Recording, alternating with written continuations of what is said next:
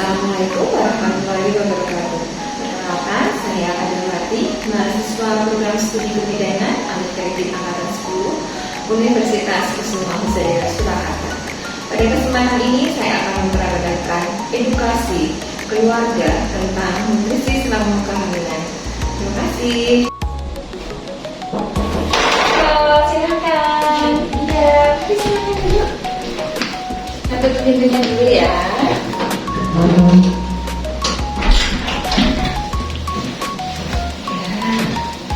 Selamat siang Ibu Bapak, perkenalkan saya Bidan Adawati, bidan yang jaga di Poliklinik pada siang hari ini.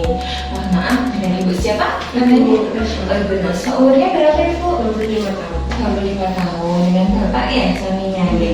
Oh iya baik. Ibu Nuswa dan Bapak, tadi kan sudah dilakukan pemeriksaan ya di depan ya. Dari pemeriksaan tadi, Ibu Naswa umur 25 tahun, hamil yang pertama ya Bu ya. Umur kehamilannya tadi 24 minggu gitu. Baik. Karena darahnya tadi sudah diperiksa bagus ya Bu ya, 110 pada 80. Kemudian nadinya tadi 80, suhunya 36,5. Kemudian pernapasan 24. Tadi juga sudah dicek berat darah ya Bu ya. Tadi HB-nya 11 gram ya. Kemudian sudah diukur kandungan, ya tadi hasilnya 23 cm, gitu ya Ibu ya. Mohon maaf, ini ada keluhan apa ya Ibu? Ini Ibu, saya kok sering lemas. Badannya mudah lelah seperti itu nih. Baik, untuk kesehariannya Ibu makannya gimana pola makannya? Teratur 3 kali sekali atau bagaimana? Enggak teratur. Oh, tidak teratur. Tidak teraturnya bagaimana ya Ibu ya? Senafsu makannya. Senafsu makannya. Ini Bapak gimana ini? Gak sempat ibunya ya Mas ya. Baik Ibu Bapak, mohon maaf. Ini saya di sini diberikan tugas untuk memberikan konseling tentang nutrisi Ibu selama hamil. Kebetulan Ibu kan hamil 24 minggu nih. Hamil di trimester yang kedua. Mohon maaf. Sebelumnya saya mohon izin dulu, kita kontrak waktu dulu ya Ibu Bapak ya. Saya butuh waktu sekitar 10-15 menit untuk edukasi konseling nutrisi Ibu hamil. Apakah Bapak dan Ibu bersedia? Sedia. Oke baik, kalau bersedia saya ucapkan terima kasih. Langsung saja bisa dimulai. Iya baik. Jadi begini nih, tentang kebutuhan zat gizi selama hamil. Kira-kira Bapak Ibu ada yang sudah tahu ya sebelumnya mungkin baca-baca di buku KIA kan sudah dapat buku seperti ini ya Ibu ya? Apakah sudah dibaca-baca tentang nutrisi Ibu hamil atau mungkin dilihat di media sosial kan sekarang banyak ya di Instagram seperti itu. Sudah pernah mendapatkan informasi tentang gizi Ibu hamil? Sudah ya, alhamdulillah. Dari mana kalau boleh tahu? Dari sosial media. Oh dari sosial media ya. Kalau ikut kelas Ibu hamil bersama bidan desa itu enggak? Belum. Oke baik. Ini hamil yang pertama ya. Alangkah bagusnya nanti bisa ikut kelas Ibu hamil ya Ibu ya di posyandu itu sudah melihat Ibu bidan desanya. Oke baik. Kalau nutrisi Ibu hamil itu gizi Ibu hamil, makanan yang bergizi itu yang seimbang itu terdiri dari apa saja ya? Mungkin bisa dijawab sepengetahuannya. Karbohidrat. Oh ada karbohidrat. Terus kemudian apa lagi Ibu? Protein. Mungkin Bapak bisa bantu apa lagi? Karbohidrat, protein, terus mineral ya. Kemudian ada vitamin, juga ada lemak juga. Lemak itu juga penting ya untuk Ibu hamil. Ya jadi betul yang disampaikan sama Ibu dan Bapak nih, bahwa nutrisi Ibu hamil itu harus ada sumber karbohidratnya sebagai sumber energi, kemudian protein, ada lemak, ada vitamin dan mineral, begitu nih. Kemudian kenapa sih pemenuhan nutrisi ini penting buat Ibu hamil? Kira-kira nanti buat apa Ibu? Tahu nggak kenapa kok Ibu hamil itu harus memenuhi kecukupan gizi gitu selama kehamilannya? Gizi janin. Oh iya bagus, benar sekali ya, tepat banget bahwa untuk nutrisi Ibu hamil itu sangat penting diperlukan. Karena apa? Karena yang pertama pengenalan nutrisi itu untuk pertumbuhan janin dan ibu. Jadi bukan hanya janin dalam kandungan, tapi juga untuk ibunya. Jadi untuk pertambahan besar kandung organ kandungan, kemudian meningkatkan daya tahan tubuh, kemudian juga untuk metabolisme tubuh ibu yang dulu awalnya cuma buat diri sendiri, setelah hamil itu metabolismenya untuk 2 orang, untuk bayi dan juga untuk ibu sendiri, begitu nggih. Jadi memang nutrisi itu penting sekali, begitu nggih. Kemudian selama hamil itu kebutuhan nutrisinya, kalorinya itu naik dibandingkan dengan selama sebelum hamil. Kenaikannya itu kalau misalnya di trimester 2 ya, ibu kan di trimester 2 nih ya, tadi ya hamilnya 24 minggu, itu kurang lebih naiknya itu 300 kalori per harinya, jadi sekitar 15%, begitu nggih. Jadi makanya ditambah ya Bu ya, jangan kayak yang dulu di trimester awal 1 ya, ditambahin lagi karena ada kenaikan sebesar 300 kalori. Oke, gitu nggih. Kemudian kalau untuk sumber karbohidrat sendiri, mungkin nih Bapak Ibu tahu dari mana sumber makanan penghasil karbohidrat untuk sumber energi kita? Kira-kira iya dari beras. Kemudian dari apa lagi Bu? Singkong. Iya, dari singkong ya, patela, kentang, dari umbi-umbian seperti itu. Kemudian dari gandum juga bisa. Oke, jagung seperti juga bisa, jagung, sagu, umbi-umbian seperti itu. Kemudian kalau itu fungsinya untuk sumber energi, sumber kekuatan kita ya, gitu. Kalau untuk sumber protein sendiri dari apa kira-kira ya? Ada ikan. Iya, bagus banget. Nah, ikan itu sangat penting banget ya, selain dia sebagai sumber protein nanti untuk pertumbuhan sel-sel jaringan ya, tapi juga sumber DHA tinggi itu ya, ikan itu nanti biar otak anaknya bisa cerdas kayak gitu. Kemudian kemungkinan dari mana lagi sumber proteinnya? Dari ada Daging sapi, daging ayam. Jangan lupa ada sumber protein nabati dari kedelai, dari biji-bijian seperti itu ya, kacang-kacangan, telur, susu seperti itu, ikan laut maupun ikan tawar. Karena ada pantangan kan nggak selama ini? Nggak ada ya, suka juga ya dengan protein ya, baik hewani atau nabati ya. Oke, baik banget Ibu ya. Kemudian fungsinya kenapa kita harus mencukupi kebutuhan protein? Karena supaya pertumbuhan dan perkembangan janin yang di dalam kandungan itu supaya sehat, kemudian untuk pembentukan plasentanya, cairan ketubannya biar cukup, kemudian pertumbuhan jaringan payudara juga kan nanti dipersiapkan nanti untuk melahirkan supaya udah siap nanti untuk menyusui. Begitu nih Bapak Ibu nih. Kemudian kalau untuk sumber lemak sendiri, kira-kira didapat dari mana nih kalau lemak? Gak bingung ya, tahunya lemak itu jahat gitu ya. Enggak, lemak itu ada yang lemak baik juga, dari kacang-kacangan dan biji-bijian. Kemudian dari jenis ikan itu juga lemak yang baik. Makanya itu tadi dia sumber DHA seperti itu nih. Lemak itu kenapa dia di dalam selama kehamilan juga penting? Karena untuk pertumbuhan jaringan plasenta juga ya Ibu ya. Kemudian penting banget untuk perkembangan saraf janinnya. Nah, makanya harus juga ada sumber dari lemak. Oke, kemudian vitamin itu ada vitamin A, vitamin B, vitamin C, dan kemudian vitamin D. Kalau vitamin A itu didapat dari buah-buahan yang warnanya kuning sampai merah, misalnya tomat, wortel kayak gitu ya. Ya dari hasil penelitian ada juga loh yang kekurangan vitamin A itu bisa menyebabkan nanti anaknya bibir sumbing seperti itu. Nah itu dari jurnal itu sudah ada. Kemudian vitamin B, vitamin C itu kan dia larut dalam air ya Bu ya. Nanti kalau memasak itu jangan dipotong-potong dulu, dicuci dulu aja, nanti baru dipotong-potong biar vitaminnya itu tidak larut dalam air. Kemudian memasaknya dengan menggunakan panci yang bersih, alat memasak yang bersih. Jangan terlalu lama kalau memasak sayur, karena kalau terlalu lama gizinya bisa rusak. Kemudian jangan dihangatkan berkali-kali, misalnya udah dihangatkan nih sekali, Terus biasanya kalau perempuan kan emang ya dimakan lagi kalau belum habis kan ya Bu ya, nanti sama aja itu nanti nggak ada gizinya gitu ya. Oke gitu. Kalau vitamin B dan vitamin D gitu ya. Kalau vitamin C itu tadi ya Bu ya, itu kebutuhan kita 250 mg. Itu nanti bisa meningkatkan absorpsi penyerapan zat besi yang sangat penting untuk membuat sel darah merah. Gitu nggih. Kenapa kok jadi kita harus mengkonsumsi vitamin C? Itu tadi salah satunya supaya mencegah anemia, penyerapan zat besinya bisa maksimal gitu. Kemudian kalau vitamin D itu untuk kalsium ya, sumber kalsium. Jadi supaya nanti kita nggak kekurangan kalsium, terus bayi kita juga kecukupan kalsiumnya untuk pertumbuhan tulang dan pertumbuhan giginya besok begitu.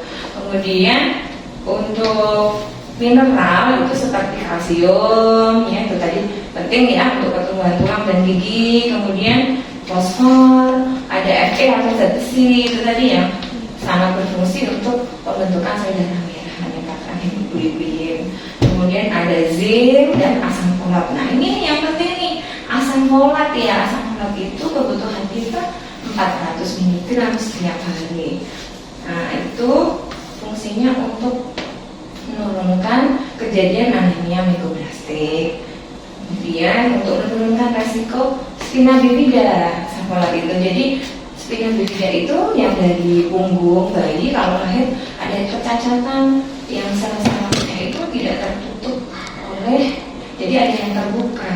Jadi begitu di punggungnya lah supaya mencegah itu. Jadi asam folat itu sangat penting sekali.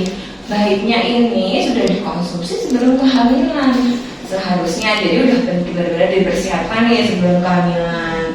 Tapi kalau udah lanjut hamil ya nggak apa-apa, minum asam folat itu aja setiap hari dengan dosis tadi 400 mg ya. Kemudian kalau untuk zat besi itu sebanyak 60 ya Bu, 60 mg per hari. Jadi kalau menurut program dari pemerintah paling tidak minum zat besi itu minimal 3 bulan atau 90 tablet. Itu minimal ya supaya mencegah anemia gitu. Tapi baiknya kalau mau setiap hari minum juga tidak apa-apa. Gitu sampai di sini mungkin ada pertanyaan? Belum ya? Oke, belum. Kemudian yang lain, sumber mineral yang lain itu air putih ya Bu ya, jadi harus cukupan air supaya tidak dehidrasi, kemudian mencegah konstipasi. Soalnya kita mengkonsumsi zat besi nih ya, zat besi kan efeknya nanti bisa mengakibatkan konstipasi ya, gitu. Makanya harus cukup mineralnya, air putih gitu. Dalam 1 hari itu kita harus minum sebenarnya 2,5 sampai 3 liter harinya, jadi kurang lebih antara 12 gelas lah setiap hari ya. Itu jadi 12 sampai 14 gelas gitu, sehingga tercukupi kebutuhan mineralnya. Itulah kemungkinan kalau misalnya dari nutrisi itu tadi belum cukup, ada yang kurang, itu kira-kira ada gangguan nggak? Gimana coba? Mungkin Bapak Ibu tahu kalau kekurangan nutrisi selama kehamilan nanti menyebabkan apa ya? Oh belum tahu ya? Iya, makanya itu ya tadi pola makannya saya nanya sendiri sesuai selera makan. Jadi bahayanya ya Bapak Ibu kalau sampai nutrisi selama kehamilan tidak tercukupi, nanti itu bisa mengakibatkan kelahiran BBRR. Jadi berat badan bayinya lahir tidak sesuai dengan berat badan normal, harusnya minimal itu ya. Kalau berat badan lahir normal 2.500, nah itu bisa kurang dari itu. Pertumbuhan dalam kandungannya terganggu, kemudian kelahiran bayi prematur, bisa sampai misalnya di awal kehamilan bisa ancaman abortus sampai dengan keguguran seperti itu nih. Atau bisa sampai terjadi cacat bawaan, misalnya kurang asam folat seperti tadi, kurang vitamin A, kurang kalsium seperti itu bisa mengakibatkan cacat bawaan gitu nih. Kemudian kalau untuk ibunya sendiri efeknya apa? Kalau misalnya kekurangan nutrisi kira-kira selain mudah lemes nih kayak ibu tadi, apa lagi ya coba kira-kira? terjadi anemia. Kalau udah anemia, OB-nya kurang, nanti gampang kena penyakit, gampang kena infeksi, daya tahan tubuh turun, begitu. Nanti mengganggu juga dalam proses persalinannya. Kontraksinya nanti nggak bagus, nanti bisa terjadi perdarahan seperti itu. Semangat ya Bu ya, nanti untuk di sini harus dipenuhi ya. Baik itu. Kemudian tadi Ibu alhamdulillah nggak ada pantangan ya. Iya, untungnya masih nggak ada pantangan ini. Nah, kalau misalnya sampai ada pantangan, ya itu tadi ada beberapa zat nutrisi yang tidak terpenuhi karena Ibu berpantang, akhirnya ya kerugiannya ya ada itu tadi, cacat bawaan lah, anemia lah, seperti itu. Gitu. Kemudian, di sini nih Bu ya, sudah dapat buku KIA ya? Ya. Ini misalnya ada contoh nih. Ini untuk porsi makan Ibu hamil ya. Nah, ini kalau karbohidrat harus 6 porsi nih Bu di trimester kedua. Banyak loh Bu, 6 porsi itu ya. Ini satu porsinya itu isinya 3/4 gelas nasi. Jadi minimal itu nasinya 3/4 gelas. Terus ditambah lagi harus ada misalnya dengan sumber karbohidrat yang lain itu jagung itu 3 buah Bu. Kemudian tambah lagi kentang. Kentang itu satu porsi sekitar 200 gram. Kemudian ada lagi roti, atau mungkin pakai mie. Kalau mie suka ya Bu mesti. Mie, kemudian ada singkong seperti itu. Kemudian untuk sumber protein ada ikan, ada telur. Kemudian ini untuk satu porsinya untuk protein yang nabati ada tahu, ada tempe seperti itu. Nah ini ada sayur-sayuran juga, jadi harus lengkap ya Bu ya. Sayur, ada sayur hijau seperti itu, terus buah-buahan juga gitu. Nanti bisa dibaca-baca ya Bu ya, buku KIA-nya ya. Oke baik, sejauh ini mungkin ada pertanyaan? Sudah ya, sudah jelas paham ya. Iya baik, sambil kita evaluasi dulu ya Ibu ya. Mohon maaf tadi kan nilainya 23. Nah menurut dari Kementerian Kesehatan minimal nilai untuk ibu hamil itu 23,5.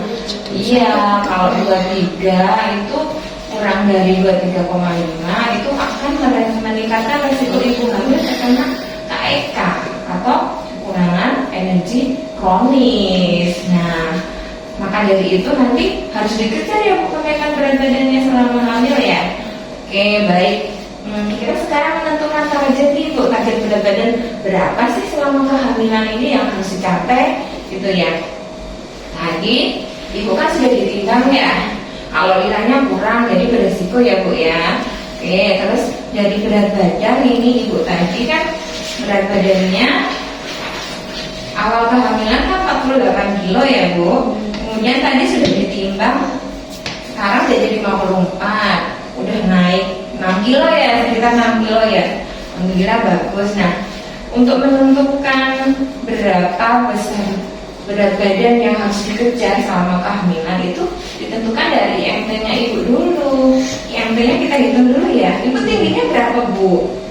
160 ya? Oke, 160. Jadi nanti berat badan sebelum hamil kan 48 dibagi 1,6 kan 1,16 cm ya, jadi 1,6 meter kali kuadrat kali 1,6. Hasilnya Ibu IMT-nya 48 dibagi 2,56 sama dengan 18,75.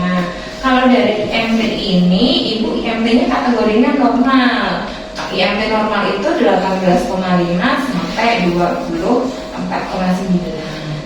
Kalau dengan IMT normal, berat badan yang dicapai sama pertambahannya itu nanti sekitar 11,5 sampai 16 kilo.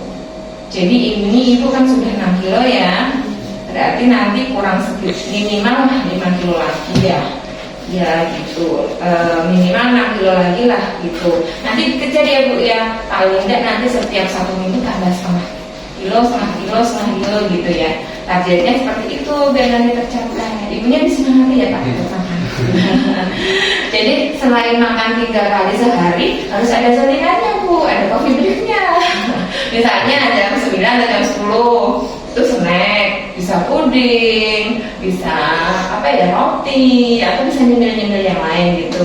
Nanti sore sekitar jam 3 atau 4 itu sebelum makan malam, nanti bisa snack lagi, misalnya salad buah atau mungkin nyemil-nyemil yang lain gitu. Oke, gitu ya Bu ya. Ya, kebetulan IMT ibu ini alhamdulillah masih normal, jadi target untuk kenaikan berat badannya cuma 11,5 sampai 16 kilo gitu. Ini sudah dapat 6 kilo, tinggal kemudian satu gitu nih. Begitu, mungkin ada pertanyaan lagi dari Bapak tadi? Oh, dan jelas ya, alhamdulillah. Kemudian kita kontrol ulang lagi ya Bapak Ibu ya. Ini kan sudah umur kehamilannya 24 minggu, trimester kedua nih. Trimester kedua itu minimal kunjungan HSG-nya 2 kali. Jadi ini baru 1 kali, nanti kontrol ulang lagi ya. Kontrol ulang lagi nanti 4 minggu lagi ya. Jadi di umur kehamilan 28 minggu gitu. Jadi nanti di trimester kedua sudah 2 kali gitu. Sudah cukup? Mungkin ada pertanyaan? Tidak ada lagi. Nanti 4 minggu lagi ibu datang, kita lihat nanti, kita evaluasi berat badannya bagaimana. Kemudian kalau di USG dokter nanti TBJ-nya, bayinya, dedek gimana gitu guys. Oke, begitu, terima kasih atas waktunya nih Bapak Ibu. Semoga sehat selalu. Ya, mohon maaf jika ada kesalahan. Oke, gitu guys. Terima kasih. Iya.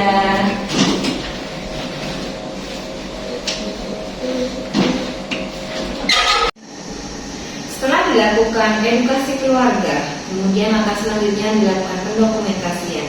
Wassalamualaikum warahmatullahi wabarakatuh.